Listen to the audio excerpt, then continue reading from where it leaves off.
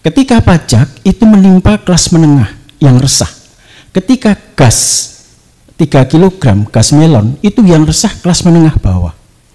Mari kita telusuri kelas menengah yang lebih bawah lagi yang bergejolak. Pada bulan Maret, ojol demonstrasi besar-besaran menuntut THR. Di sini ada seorang wakil menteri yang cari muka. Nanti saya kalau ada waktu ingin menjelaskan belakangan kenapa kok ini kemudian menjadi bom kemarahan para ojol.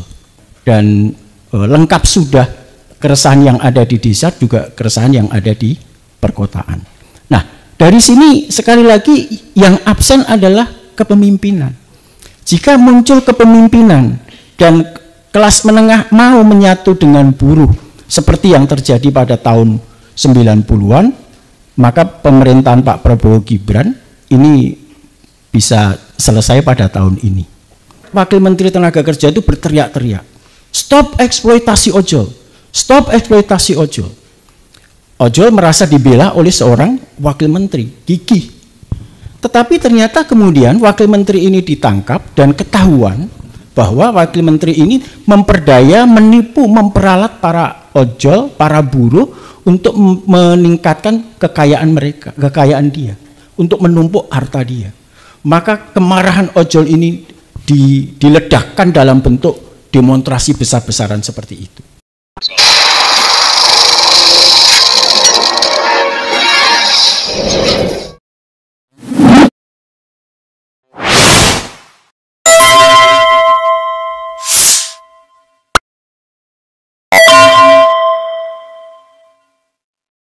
Kenapa negeri kita bulan Agustus itu ricuh, pertentangan, kontradiksi demikian keras ya?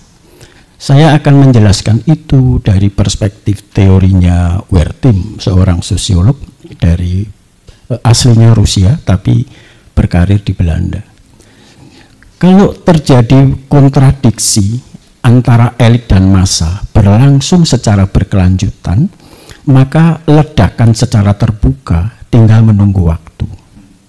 Nah, apa yang terjadi? Yang terjadi adalah kontradiksi sejak Pak Prabowo itu dilantik sebagai presiden. Kontradiksi pertama, beliau menggaungkan efisiensi, tetapi kabinetnya gemuk. Pertama kalinya di dalam sejarah kita, kabinetnya 108 menteri. Ini yang pertama. Kontradiksi yang kedua, beliau ingin membalas budi Pak Jokowi. Tetapi orang-orang yang ada di kabinet antara orangnya Pak Jokowi dan orangnya Pak Prabowo tidak bisa bekerja sama. Nampak ketika Pak Prabowo menginstruksikan A, beliau ada menteri yang dulu latar belakangnya dari Pak Jokowi sengaja menahan diri. Ini terjadi sampai pada akhir mau kita lihat satu persatu. Bulan Januari itu digaungkan kenaikan PPN 12%. Rakyat kelas menengah protes, ribut. Muncul meme di berbagai media mengenai bagaimana dampaknya. Pak Prabowo turun tangan untuk menyeleksi barang-barang apa yang dikenakan pajak 12%. Akhirnya kelas menengah diam. Pada bulan Februari lagi-lagi muncul kontradiksi dari menteri-menteri lama, yaitu hilangnya gas 3 LPG. Pengecer tidak boleh menjual langsung kepada konsumen. Para konsumen gas antri panjang sekali, dan ini potensial digerakkan untuk terjadinya kerusuhan pada saat itu. Nah, kemudian Pak Prabowo turun tangan lagi, meredam itu. Maka kemudian kembalikan seperti semula sehingga para pengecer bisa menjual gas secara langsung. Reda ketegangan. Ketika pajak itu menimpa kelas menengah yang resah. Ketika gas 3 kg gas melon itu yang resah kelas menengah bawah. Mari kita telusuri kelas menengah yang lebih bawah lagi yang bergejolak. Pada bulan Maret, ojol demonstrasi besar-besaran menuntut THR. Di sini ada seorang wakil menteri yang cari muka. Nanti saya kalau ada waktu ingin menjelaskan belakangan kenapa kok ini kemudian menjadi bom kemarahan para ojol. Nah, ojol menuntut diberikan THR. Peraturan selama ini mengatakan THR hanya bagi pekerja yang mempunyai hubungan industrial. Nah, sedangkan ojol nggak punya bos, nggak punya majikan, mitra, nggak bisa diberikan THR. Tetapi Pak Prabowo lagi-lagi turun tangan, memanggil para pemilik bos-bos aplikasi itu, kemudian ojol diberikan THR. Ini bulan Maret menjelang Hari Raya Idul Fitri. Ketika itu penyerapan tenaga kerja di sektor formal mulai meningkat karena untuk memenuhi kebutuhan menjelang Hari Raya Lebaran. Tetapi para pekerja yang ditarik, mereka statusnya outsource, kontrak atau pekerja magang, meskipun mereka mengerjakan pekerjaan yang sama dengan pekerja definitif, pekerja organik. Nah, ini menjadi ledakan berikutnya, menjadi sumbu yang meledak di bulan April pasca Lebaran, ketika para pekerja outsource, para pekerja magang itu semuanya diputus hubungan kerjanya oleh para pengusaha karena kebutuhan untuk memenuhi Lebaran sudah selesai. Nah, maka kemudian muncul PHK besar-besaran pada bulan April, dan kita lihat yang paling memuncak karena angkanya sangat tinggi yang disebut media itu Sritek dengan mem-PHK 10.500 orang. Tetapi bukan hanya Sritek, PHK-nya terjadi di mana-mana. Mungkin kalau disebut PHK nggak tepat ya, tetapi merumahkan atau mengembalikan mereka karena mereka sebenarnya tidak punya hubungan kerja. Gitu. Ini terjadi pada selama bulan April. Selama bulan Mei gelombang tuntutan untuk mempekerjakan, kesempatan kerja hanya 100 orang, yang kapasitas gedung hanya 5.000 orang, tetapi yang datang untuk melamar 25.000 orang. Ini terjadi di Bekasi, yang pingsan 15 dalam kasus itu. Menunjukkan apa? Kegagalan pemerintah untuk membuka lapangan kerja. Di sini saya sejalan dengan Prof. Musni. Jadi persoalan ini sebenarnya persoalan yang akut. Tetapi dari sisi teori protes, dari sisi teori gerakan sosial, apa yang dibuka dari kontradiksi demi kontradiksi tadi, ini sudah memenuhi syarat munculnya berubahnya dari laten ke manifest. Seharusnya ketika ini terjadi bulan April Mei, ini seharusnya segera diredam supaya tidak muncul gelombang protes terbuka yang bentuknya tidak fokus pada gerakan untuk mencapai tujuan. Jadi ketidakpuasan sudah, keresahan sudah, menguatnya ketidakpuasan dan ketidakadilan sudah, muncul kontradiksi. Yang absen tinggal satu. Kalau satu ini terpenuhi, lengkap sudah teori protes dan teori gerakan sosial untuk menggoncang pemerintah. Apa yang tidak ada? Kepemimpinan. Kepemimpinan absen. Mahasiswa jalan sendiri, buruh jalan sendiri, ojol jalan sendiri, massa jalan sendiri. Beda dengan tahun 98. Ketika mereka bergerak masing-masing, ada Amin Rais, ada Megawati, ada Gus Dur, ada Sri Sultan yang mampu mengarahkan kemarahan massa kepada satu tujuan tertentu, jatuhnya Soeharto. Tapi ini tidak ada kepemimpinan. Nah, pada bulan Juli ini sebenarnya sudah memenuhi syarat untuk terjadinya gerakan massa yang sangat besar. Apa yang terjadi? Pertama adalah gelombang pemungutan pajak, pajak daerah, juga pajak yang ada dibayar oleh para karyawan. Di satu sisi kita tahu anggota DPR atau para pejabat tidak membayar pajak, tapi rakyat dikenakan pajak. Kalau yang saya ceritakan tadi itu hanya menggempur kelas menengah perkotaan dan kelas menengah bawah perkotaan. Ketika terjadi kenaikan PBB pada bulan Juli, ketika mau dibentuk koperasi merah putih di semua desa, dan kemudian ketika MBG tidak merata di semua desa, maka yang digempur ini masyarakat pedesaan. Apalagi kemudian keresahan masyarakat desa itu memuncak ketika tanah yang tidak digunakan, tidak digarap selama 2 tahun akan disita untuk menjadi milik negara. Nah, ini kemudian tanah-tanah di pedesaan yang kecil-kecil yang kurang dari setengah hektar diusahakan secara ekonominya tidak mencukupi, tidak diusahakan ya kemudian mau disita oleh negara. Nah, ini keresahan memuncak dan lengkap sudah keresahan yang ada di desa juga keresahan yang ada di perkotaan. Nah, dari sini sekali lagi yang absen adalah kepemimpinan. Jika muncul kepemimpinan dan kelas menengah mau menyatu dengan buruh seperti yang terjadi pada tahun 90-an, maka pemerintahan Pak Prabowo Gibran ini bisa selesai pada tahun ini. Tapi mereka beruntung, Pak Prabowo Gibran, karena tidak ada kepemimpinan, gerakan masih tercerai-berai, dan antara ojol tidak menyatu dengan buruh-buruh dari serikat-serikat buruh, antara mahasiswa dengan ojol tidak menyatu, meskipun pemantik dari gerakan itu, dari protes terbuka ini adalah para mahasiswa. Nah, kenapa kemudian ojol yang paling gigih? Nah, ini yang ingin saya ceritakan. Ojol ini merasa diperdaya oleh mantan Wakil Menteri Tenaga Kerja.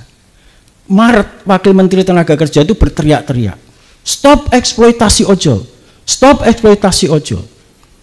Ojol merasa dibela oleh seorang Wakil Menteri, gigih. Tetapi ternyata kemudian Wakil Menteri ini ditangkap dan ketahuan bahwa Wakil Menteri ini memperdaya, menipu, memperalat para ojol, para buruh untuk meningkatkan kekayaan mereka, kekayaan dia, untuk menumpuk harta dia. Maka kemarahan ojol ini diledakkan dalam bentuk demonstrasi besar-besaran seperti itu. Kenaikan gaji anggota DPR, tunjangan perumahan, kemudian joget-joget mereka. Secara teoritik ini hanyalah pemicu, hanyalah trigger. Tetapi kondisi pemanasan, kondisi kegelisahan itu sudah terbentuk sejak bulan akhir tahun 2024 dan kemudian memanas ya pada bulan Agustus ini. Nah, saya melihat itu yang terjadi. Jadi kalau ini kemudian ada pertanyaan, apa yang sebenarnya terjadi? Yang sebenarnya terjadi adalah kontradiksi antara kehidupan masyarakat menengah bawah yang secara ekonomi, secara sosial pas-pasan, kembang kempis, dan kehidupan elit politik yang begitu glamor. Begitu mudah elit politik itu untuk mendapatkan uang. Begitu mudah elit politik itu untuk mengakumulasi kekayaan. Bayangkan seorang wakil menteri yang dulunya juga ojol, dalam waktu yang sangat singkat mempunyai mobil jumlahnya 15, harganya mahal semua. Mempunyai sepeda motor yang jumlahnya 24, harganya mahal semua. Dan berbanding terbalik dengan kelompok yang mereka suarakan, yang mereka perjuangkan sehari-hari. Sebenarnya ini kuncinya ada di sini. Kuncinya adalah ditipunya para buruh, dikerjainya para ojol oleh para pejabat kita, sehingga merasa diperalat dan dipameri, ditunjukkan kegelimangan harta benda yang begitu tidak terbatas. Ada yang mengatakan 250 juta per bulan, ada yang mengatakan bahkan lebih dari 1,5 miliar per bulan. Nah, kemudian kalau ditanyakan apa yang sebenarnya perlu dilakukan, saya kira masih klasik, mulai dari Soekarno, Soeharto, Habibie, Gus Dur, Megawati, Pak SBY, Pak Jokowi, Pak Prabowo sekarang ini. Hapuskan KKN secara serius. Selama ini tidak bisa ditangani, partai-partai korupsi, partai-partai menjadi sumber korupsi, birokrasi menjadi sumber korupsi, kita hanya akan membuat sejarah, episode-episode sejarah yang isinya kemarahan-kemarahan rakyat. Itu yang bisa saya sampaikan. Saya ragu kalau yang ketemu Pak Wapres itu ojol, pengurus komunitas, pengurus serikat ojol. Saya ragu, mungkin betul dia ojol, mungkin betul. Sehingga dia tidak tahu isu apa yang paling mendesak diperjuangkan oleh ojol. Nggak pernah ojol itu di dalam satu komunitas itu membahas BPJS, itu nggak pernah.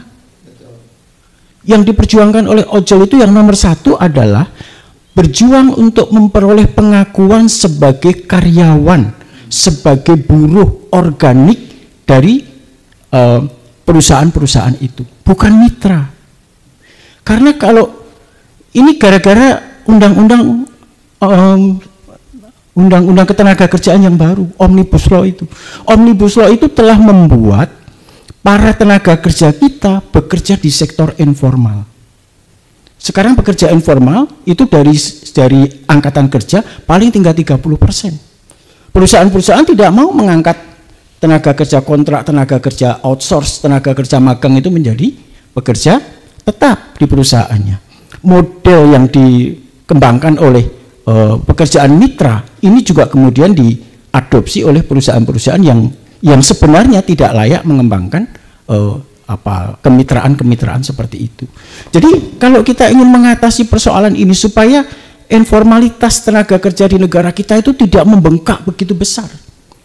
Pekerja informal itu tidak memiliki kepastian, tidak punya karir, tidak punya masa depan. Sehingga ojol itu sebagian besar takut untuk menikah. Karena apa? Karena merasa tidak memiliki kepastian pendapatan. Jadi ini Omnibus Law ketenaga kerjaan itu yang harus dibongkar. Omnibus Law ketenaga kerjaan itu memang fleksibel untuk menarik para investor. Jadi karena kita oversupply tenaga kerja, kemudian diberlakukan undang-undang yang berpihak kepada para investor itu dengan tujuan untuk menyerap investor sebanyak-banyaknya ke negara kita dan target pertumbuhan ekonomi 5-6% itu tercapai.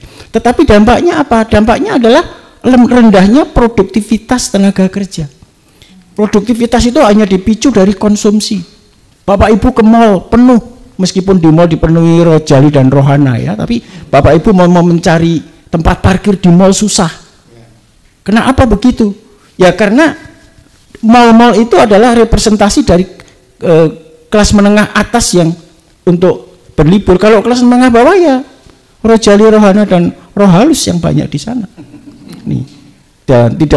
Dan sekarang bagaimana memperbaiki nasib buruh, nasib ojol ini?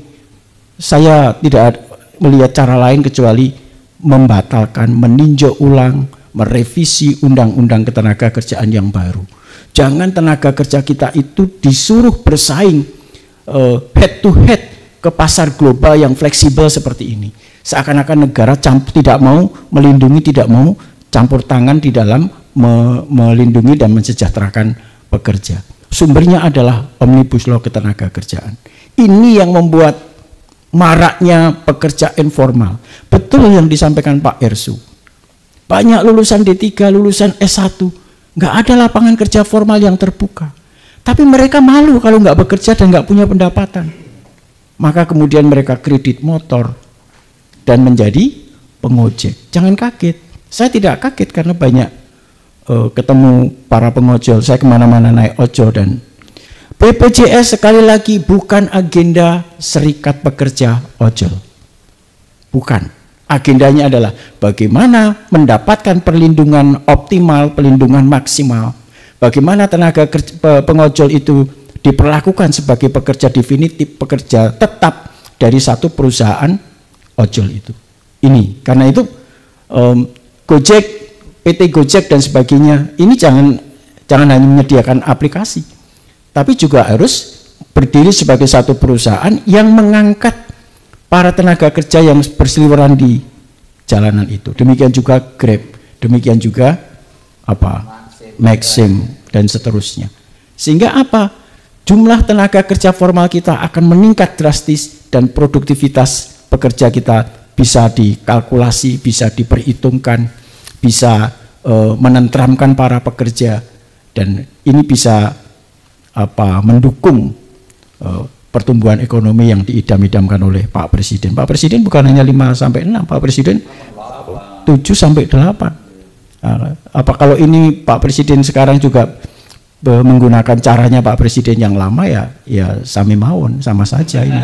Nggak akan ada perubahan untuk rakyat kecil ini yang. Terima kasih.